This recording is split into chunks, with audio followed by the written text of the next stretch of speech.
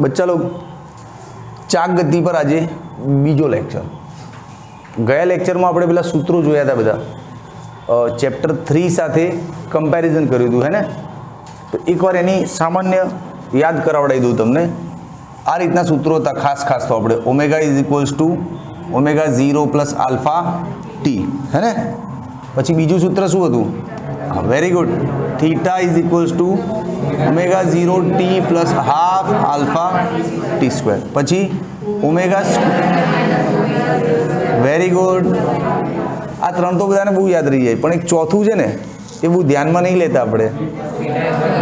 Very good, theta is equals to omega plus into T. આ સૂત્રો તમને ખાસ યાદ હોવા જ જોઈએ। તો ચાક ગતિના બેઝિક દાખલાઓ તો આવડે ને આવડે જ, બરાબર। હવે આજે મેં એવું કહ્યું હતું ગયા લેક્ચરમાં કે હું આ સૂત્રોની પ્રેક્ટિસને લગતા દાખલા લઈશ, પણ દાખલા નહીં લઉં આજે, આ ટેકનિકલ સપોર્ટ નથી, projector laptop is not working proper. તો આજે બી કોન્સેપ્ટ ભણાવી લો ભાઈ, દાખલા નેક્સ્ટ લેક્ચર લઈશ, ત્યાં સુધી રિપેર કરાવી લઈશ લેપટોપને બધું, બરાબર। લિસન, પ્રવેગ ઉપર ચર્ચા કરી નાખીએ મસ્તની, તો લેક્ચર ફ્રી ના ફાલતુ ના જાય ને આપણે। અને પ્રવેગ પર એવી ચર્ચા કરી છે તમે પહેલી વાર જોઈ હશે, ગેરંટી। ચલાઈ ગયા જો, રેખીય પ્રવેગને શું કહીએ? એ સદિશ રાશિ છે, અને કોણીય પ્રવેગને શું કહીએ? આલ્ફા, એ પણ સદિશ રાશિ છે, બરાબર ને? આ બંને વચ્ચે કનેક્શન છે ના ભાઈ ના, જબરદસ્ત કનેક્શન છે। રેખીય પ્રવેગ અને કોણીય પ્રવેગ વચ્ચે બહુ ધાંસુ કનેક્શન છે। તો એ આખું કનેક્શન આપણે આજે સ્ટેબ્લિશ કરીએ, પ્રસ્થાપિત કરીએ અહીંયા લેક્ચર રૂમમાં। તમારું પ્રવેગને લગતા બધા કન્ફ્યુઝન સોલ્વ, ઓકે? બેઝિકથી ચાલુ કરું એકદમ। પ્રવેગ, આની વાત કરું છું। રેખીય પ્રવેગનો મતલબ શું થાય? વેગમાં થતા ફેરફાર, એકમ સમયમાં વેગમાં થતો ફેરફાર, આ જ મતલબ થાય ને? એકમ સમયમાં વેગમાં થતો ફેરફાર એટલે કે પ્રવેગ, રાઈટ? ઓકે। હવે વેગમાં થતો ફેરફારથી શું મતલબ છે? અહીંયા વેગમાં કંઈક ને કંઈક ચેન્જ થવો જોઈએ। હવે વેગમાં ચેન્જ પાછા બે રીતે થઈ શકે, કાં એનું મૂલ્ય બદલાય, કાં તો એની દિશા બદલાય, કાં તો બે બદલાય, કંઈ બી થાય એટલે સમજી લેવાનું વેગમાં ફેરફાર થયો। સપોઝ કોઈ ઓબ્જેક્ટ છે, અત્યારે અહીંયા છે, આ દિશામાં જઈ રહ્યો છે 5ની સ્પીડથી, સ્પીડ તો 5 છે પણ દિશા કઈ છે? આઈ કેરેટ એક્સ દિશામાં છે, તો આ રીતે વેગ સદિશ લખાઈ ગયું। હવે એ પદાર્થ અહીંયા પહોંચી અને આમ ટર્ન થઈને આમ જવા માંડ્યો, તો અહીંયા પણ એની સ્પીડ તો 5 જ છે, પણ આ વખતે દિશા શું છે? તો શું અહીંયા વેગમાં ફેરફાર થયો કે ના થયો? થયો ને સાહેબ? ના થયો, 5 તો છે। એ ભાઈ, એ જો 5 है ना, ये स्पीड है, आने झड़प कहेवाय खाली, आने वेग ना कहेवाय। आ 5 है ये केवल झड़प है, वेग तो है ही नहीं। वेग तो आ झड़प अने एनी साथे आ दिशा, आ बे भेगा थाय ने त्यारे वेग बने। तो एमां तो चेन्ज थयो ने, पहला वेगमां आई कैरेट हतुं, हवे जे देखाय छे तो बदलाई तो गयुं। भले मूल्य न बदलाया, 5 ज रह्या, पण दिशा तो बदलाई, એટલે વેગમાં ફેરફાર તો થયો કે નહીં? અને વેગમાં ફેરફાર થયો એટલે આ ઘટનામાં પ્રવેગ ઉત્પન્ન થાય, આ ઘટનામાં પ્રવેગ ઉત્પન્ન થશે જ। વેગમાં ફેરફારથી મતલબ છે, સ્પીડ બદલાય ના બદલાય વિશે કોઈ ફરક નહીં પડતા, સમજો આપ, હે ને? તો આ હવે આને એક વર્તુળ માર્ગ, આપણે ચાક ગતિ છે ને, તો રોટેશનલનું એક્ઝામ્પલ આપું છું। એમ કે આ કોઈ અક્ષ છે, અક્ષને અનુલક્ષીને આની આસપાસ કોઈ પદાર્થ ફરે છે આમ, બરાબર? આ પદાર્થ ફરી રહ્યો છે। હવે જે કણ અહીંયા છે, થોડી વાર પછી અહીંયા આવશે, થોડી વાર પછી અહીંયા આવશે, પછી અહીંયા, પછી અહીંયા, આમ ફરતો રહેશે ને આ કણ। તો આ કણના વેગની દિશાઓ બતાવો। જો અહીંયા હોય ને કણ, ત્યારે વેગ આ દિશામાં હશે, અહીંયા હોય ત્યારે વેગ આ દિશામાં હશે, અહીંયા વેગની દિશા આમ, અહીંયા આમ, અહીંયા આમ, અને અહીંયા વેગની દિશા તો સ્પર્શક પર જ હોય ને। તો તમને સ્પષ્ટ દેખાય છે કે આ પદાર્થના વેગની દિશા વારંવાર બદલાઈ રહી છે। હું સ્પીડ ભલે 5 હોય, 5ની સ્પીડે ફરતો હોય, બટ સ્પીડ છોડો, દિશા તો બદલ રહી है। અહીંયા દિશા બદલાઈ, અહીંયા બદલાઈ ને, તો વેગમાં તો ફેરફાર થઈ રહ્યો છે ને। દિશામાં થઈ રહ્યો છે, પણ છે તો વેગનો જ ફેરફાર ને. હા, તો અહીંયા શું લખી શકાય કે વેગની દિશા બદલાય છે, દિશા બદલાય માટે અહીંયા પ્રવેગ ઉત્પન્ન થશે, પ્રવેગ ઉત્પન્ન થશે. એટલે જ તો તમે લોકો નહીં લખતા આ કેન્દ્રગામી પ્રવેગ v²/r, આ નહીં લખતા સૂત્ર. કોઈ બી પદાર્થ વર્તુળ ગતિ કરતો હોય આમ તો આપણે એનો કેન્દ્ર તરફ પ્રવેગ નહીં બતાવતા v²/r. કેમ? આ જ તો કારણ છે કે વેગનું દિશા દરેક જગ્યાએ બદલાય છે. વેગની દિશા બદલાય એટલે વેગમાં કંઈક ફેરફાર થયો, चाहे मूल्य में हो चाहे दिशा में हो, कहीं भी कुछ भी फेरफार होता है वेग में, मतलब वेग में कुछ हड़ी हुई है तो प्रवेग को पैदा होना ही है. तो प्रवेग उत्पन्न થાય આટલો v²/r. પણ તમે આજ સુધી v²/r ને જ નોટિસ કર્યો. અહીંયા બીજો પણ એક પ્રવેગ છે, સ્પર્શીય પ્રવેગ. એને આપણે ક્યારે નોટિસ નહીં કર્યો કેમ કે આપણે ભણવામાં નહીં આવ્યું, હે ને. તો તમે માનો છો જ્યારે ચાક ગતિ થતી હોય ત્યારે પ્રવેગ ઉત્પન્ન થાય તો જાણી લીધું, અહીંયા થાય તો જાણી લીધું. ઓકે, હવે આ પ્રવેગ ઉપર ડિટેલિંગ કરીએ. જુઓ, આ એક સૂત્ર તમારે ચોપડીમાં આવ્યું છે, v = r ઓમેગા. આવી ગયું ને? પણ આનું એક્ઝેક્ટલી વર્ઝન આવું નથી, આ તો મૂલ્ય સ્વરૂપ છે. આને સદિશની દ્રષ્ટિએ જુઓ તમે તો આ રીતે આપ્યું હશે, v = ઓમેગા ક્રોસ r. આખું સૂત્ર આ રીતે છે ઓરિજિનલી ભાઈ. ઓમેગા આગળ છે ને r પાછળ છે, અને આ ક્રોસ પ્રોડક્ટ છે. તમે જો ઊંધું લખો તો માઇનસ થઈ જાય, એટલે આ રીતે જ લખવું પડે, v = ઓમેગા ક્રોસ r. ખબર પડી કે નહીં પડી? પાક્કું? હવે ભાઈ અહીંયા ક્રોસ પ્રોડક્ટ છે. હા, સાઇન થીટા આવે, પણ મને દિશા જાણવામાં ઇન્ટરેસ્ટ છે. તો કઈ રીતે જાણી શકાય?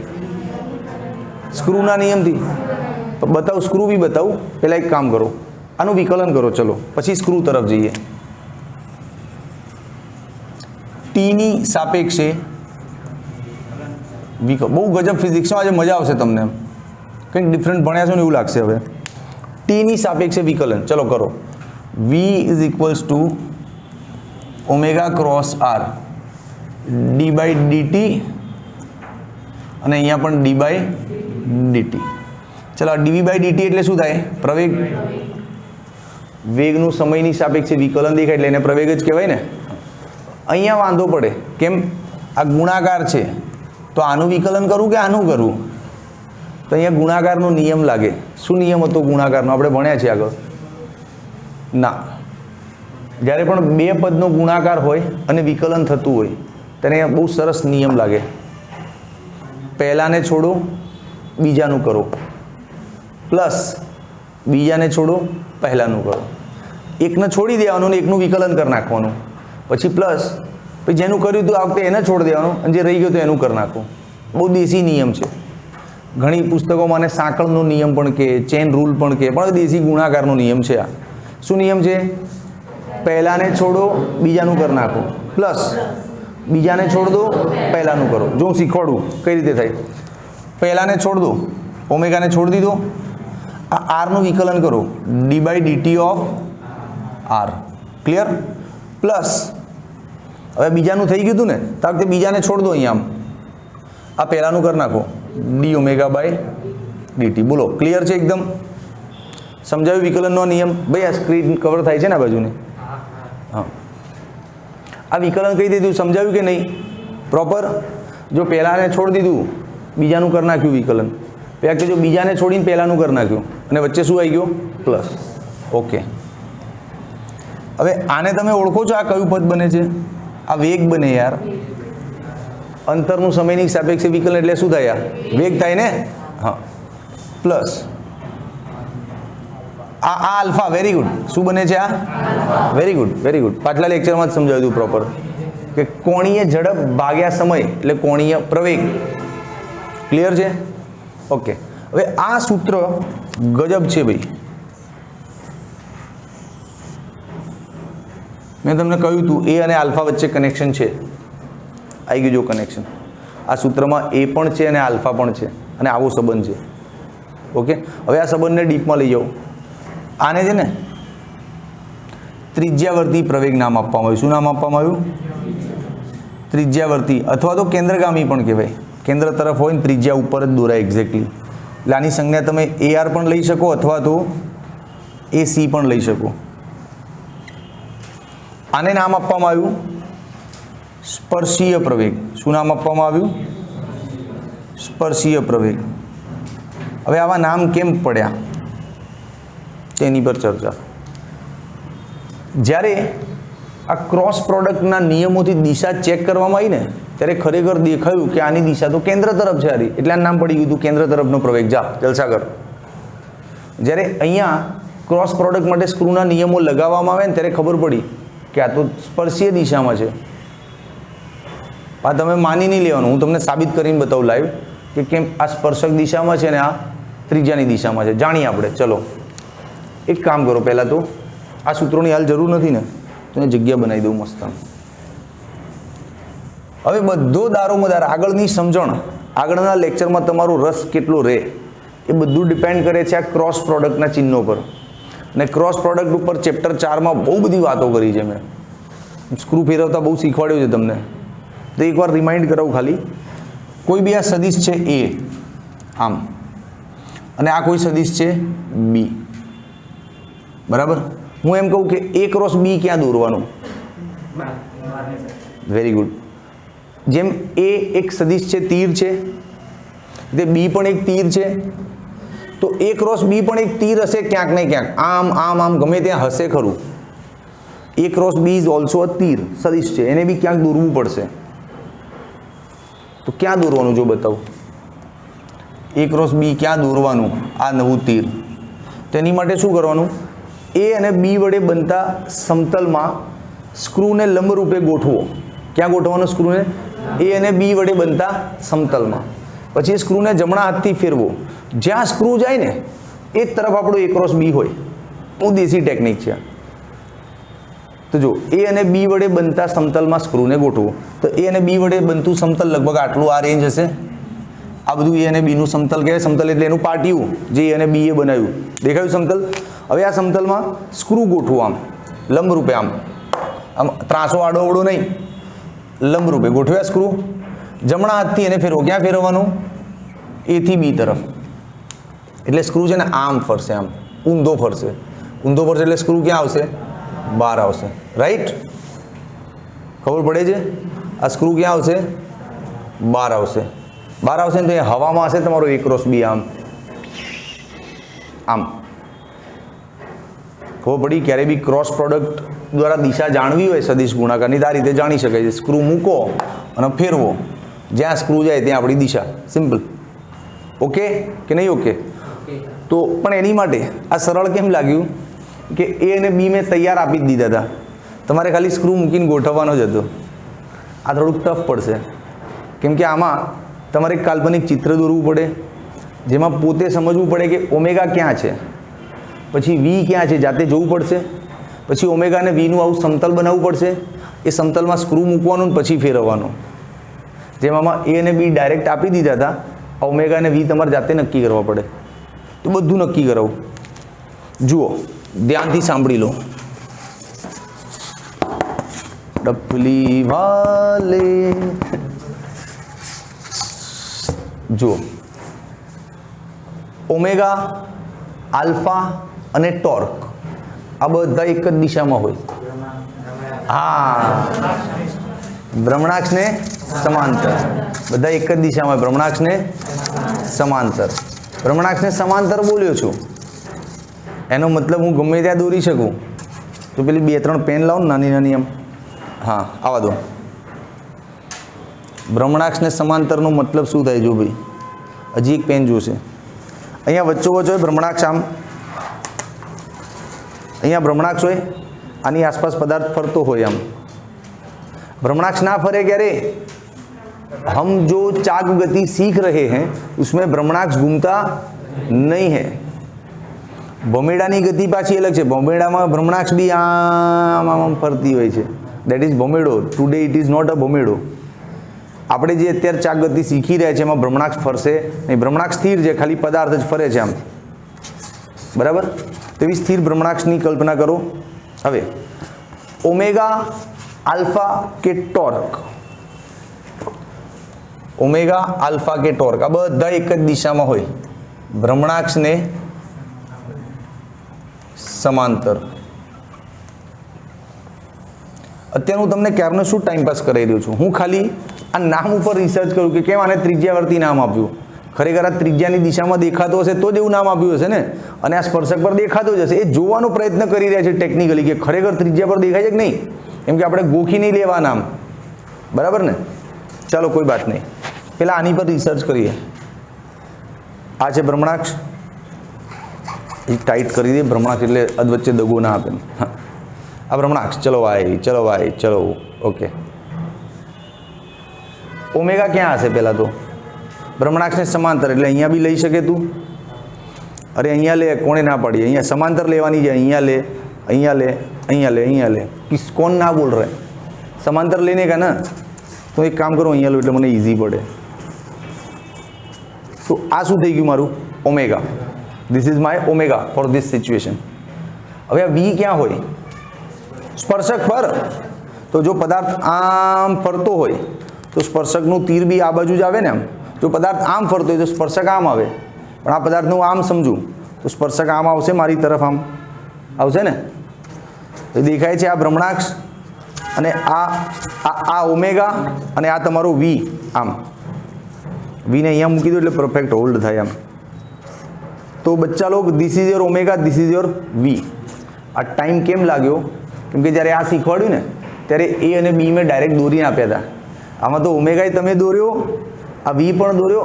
હવે સમતલ બનાવો, એમાં સ્ક્રૂ મૂકો અને घुमाओ. समझा कि नहीं? तो this is your omega, this is your v. ये रहा आपका समतल, है कि नहीं? इस समतल में देखो ऐसा दिखेगा सामने से, आ रही समतल आम देखाय છે. એમાં સ્ક્રૂ મૂકો આમ. એ હા, એટલે ભાઈ ભગવાન તારું ભલું કરે, એટલે ખરા ટાઈમે દગો આપે છે. क्या गयो? वी आ रहे हो. हाँ, आ समतल, इस समतल में स्क्रू को रखो और घुमाना है. कहाँ से? ओमेगा से वी की तरफ.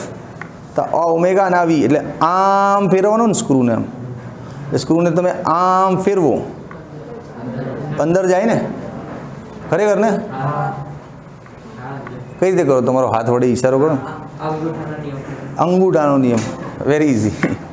તો સ્ક્રૂ એ ભાઈ, એ યાર આને તો ખેલ પાડી દીધો આજે. ઓકે, તો આ સ્ક્રૂ આપણો ક્યાં જશે? અંદર. આમ અંદર જશે, બરાબર. તો તું જો મારા વાલા કઈ દિશામાં જાય છે? આ કેન્દ્ર તરફ તો જાય છે, અને એક્ઝેક્ટલી ત્રિજ્યા પર તો આવ્યું. જોઈ લે, આવ્યું કે નહીં? अरे दिस इज योर स्क्रू, ऐसे डाल के यूं जाने दो अंदर. आया केंद्र पे और त्रिज्या पे. अब मानते हो, भरोसा करते हो कि ये राइट है, त्रिज्यावर्ती बोलते हैं इसको. अच्छा, બીજી એક વસ્તુ નોટિસ કરજો. આ ઓમેગા છે અને આ વી છે, એમની વચ્ચે એંગલ કેટલો છે? Very good, very good. તો ઓમેગા અને વી વચ્ચે ઉપર આને શું કહેવાય? કેન્દ્રગામી પ્રવેગ. ઓમેગા વી સાઇન થીટા. થીટા કેટલો છે? 90. આ લખી રાખો, ક્યાંક કામ આવશે હમણાં. હવે સ્પર્શીય ઉપર રિસર્ચ કરીએ તો એમાંય આવું જ કરવું પડશે ને. મહેનત તો આટલી જ લાગશે ને. પહેલાં આલ્ફા નક્કી કરો ક્યાંક પેન વડે, પછી આર નક્કી કરો, ઘુમાવો સ્ક્રૂ. फटाफट करूँ હવે. जो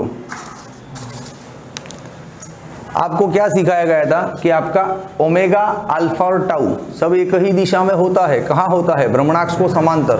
कहाँ होता है? तो આ વખતે શેની પર ફોકસ છે? આલ્ફા પર ને.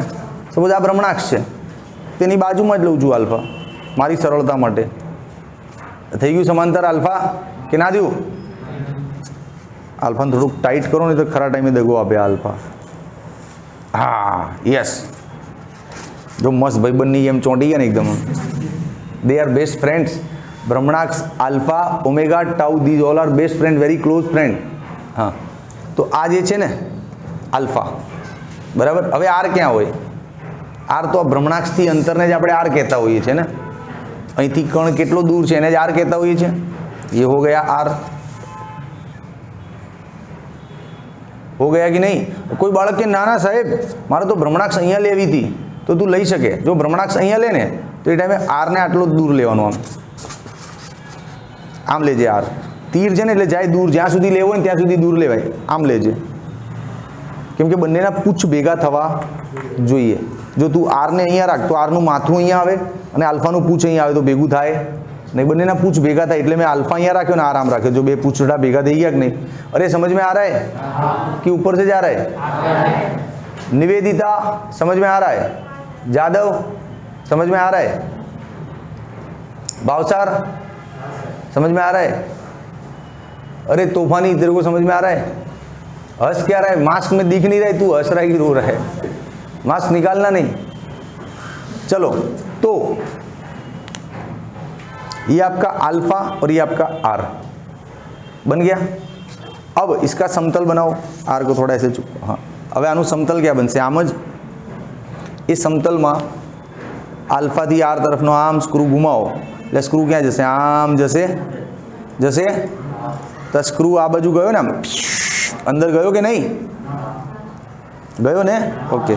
તો સ્ક્રૂની દિશા આ તરફ આવી, આમ આમ, અને અહીંથી હું સ્પર્શક દોરું ને તો એની બી દિશા આમ જ આવે ને, છે ને? સ્પર્શકની જ દિશામાં. હલો, अरे गारंटी देता हूँ स्पर्शक की दिशा में. पक्का? हाँ. तो आने कहेवाय स्पर्शीय प्रवेग. आटલું શાંતિથી સમજવું પડે ફિઝિક્સ. તો શાંતિથી સમજ્યાનો ફાયદો શું થાય કે નેક્સ્ટ ટાઈમ આ ટોપિક તમારી નજર સામે આવે ને તમારી ક્યારે ભૂલ જ ના થાય. મગજમાં જ આલ્ફા બનીએ, મગજમાં જ ઓમેગા બનીએ, સ્ક્રૂ ઘૂમી જાય જાતે. પણ આની પ્રેક્ટિસ બી કરવી પડે. ઘરે જઈને 4-5 વાર આને રગડી નાખ્યું ને પ્રેક્ટિસ કરીને, પછી તમે આમાં મારી કરતાંય વધારે માસ્ટર થઈ જાઓ. કેમ કે હું તો આજે ભણાવ્યું પતી ગયું. હવે નેક્સ્ટ યર પાછી કોઈ બેચ આવશે ત્યારે ભણાવવાનું આવશે આ, અને તમે હજી 5-10 વાર પ્રેક્ટિસ કરો તમને વધારે યાદ રહે. ખ્યાલ આવ્યો? સો કીપ પ્રેક્ટિસિંગ. આમાં એક ખૂણો તો 90 જ હતો ને, આલ્ફા અને આર વચ્ચેનો એંગલ. હા ભાઈ કેમેરામેન તો એનું શૂટ કરજો બધું. Alpha R sin 90. sin 90 એટલે 1, આલ્ફા આર જવાબ. તો આ છે સ્પર્શીય પ્રવેગનો જવાબ. સ્પર્શીય પ્રવેગ. હવે આને છે ડિટેલ. ભાઈ કેમેરો ડાઉન કરજે, અહીંયા કટ ના થઈ જાય વિડીયો. અરે બહારને બાબા મને ટેન્શન થાય છે થોડું, કરને એમ છેક નીચે સુધી જઈશ લખતા લખતા એમ. ઓકે, જુઓ આ sin 90 એટલે 1. હવે અહીંયા v બરાબર આર ઓમેગા દેખાય છે, તો ઓમેગા બરાબર v અપોન આર લેવાય. આરને નીચે નાખી દો તો ઓમેગાની જગ્યાએ v અપોન આર લઈ લઉં, અને એક v પહેલેથી જ થઈ ગયું ને v². હવે વિશ્વાસ આવ્યો કે હા સાહેબ આ તો જોયેલું છે, v²/r તો ખબર હતી, પણ તમે v²/r ડાયરેક્ટ યાદ રાખ્યું હતું વર્તુળ ગતિમાં. આજે એનું મૂળ ખબર પડી कि इधर से निकलता हुआ आ रहा है. ओरिजिनल क्या है? ओमेगा क्रॉस v है. क्या है ओरिजिनल? ओमेगा क्रॉस v है. और आप जितना समझते हो फिजिक्स उतना टफ नहीं है. सिर्फ घर जाके शांति से बैठो, आराम से बेसो. આવું એક થર્મોકોલનું પાર્ટી વાટી લઈ લો બસ, અને બેઠા બેઠા મથ્યા રાખો સ્ક્રૂ ક્યાં જાય છે, આલ્ફા ક્યાં જાય છે, ઓમેગા ક્યાં. આવું 2-3 વાર કરો ને ઘરે, પછી આ ચેપ્ટર તમને રમકડા જેવું લાગે. પણ તમે દર વખતે આને ખાલી ગોખવાની પ્રેક્ટિસ કરો, કાગળમાં લખીને લેતા હો, તો આ તમારી સાથે મિત્રતા ક્યારે નહીં કરે. આ ટોપિક તમારી પાક્કી દોસ્તી નહીં થાય ટોપિક સાથે. તો ભાઈ આટલું થયું. હવે આગળ હજી થોડુંક વધારીએ. તો તમને ખ્યાલ આવી ગયો કે પદાર્થ જ્યારે ચાક ગતિ કરતો હોય ત્યારે એની અંદર 2 ટાઈપના પ્રવેગ વર્ક કરતા હોય, આ પણ અને આ પણ. અને આ બધું ભેગું થાય એટલે ફાઇનલ પ્રવેગ તમને મળે. હવે આને દોરવું હોય તો જો ભાઈ આમ ચાક ગતિ કરે છે કોઈ, રાઈટ? કેન્દ્રગામી પ્રવેગ તો કેન્દ્ર તરફ દોરવાનો આમ, અને સ્પર્શીય પ્રવેગ તો સ્પર્શક પર જ દોરવાનો ને આમ. તો સ્પર્શક આમ જતું હશે ને અંદર, આ બંને વચ્ચે 90 ડિગ્રી હોય. એને આમ વર્તુળ પર જો તો આ કેન્દ્ર તરફ અને આ સ્પર્શક તરફ આવી ગયું 90. પણ આ આમ આડું વર્તુળ એટલે અંદર તરફ દેખાય છે તીર, બરાબર? અને આ બંનેનો ફાઇનલ પ્રવેગ ક્યાં જાય? આમ જાય ને, એટલે આમ ગોળ ફરે છે. હાય હાય, ઓ ભાઈ સાંભળી લે, પેલા સાંભળી લે. 2 ટાઈપના પ્રવેગ છે, તો 2 ટાઈપના બળ બી હશે. પ્રવેગ ક્યાંથી જન્મે? બળના લીધે.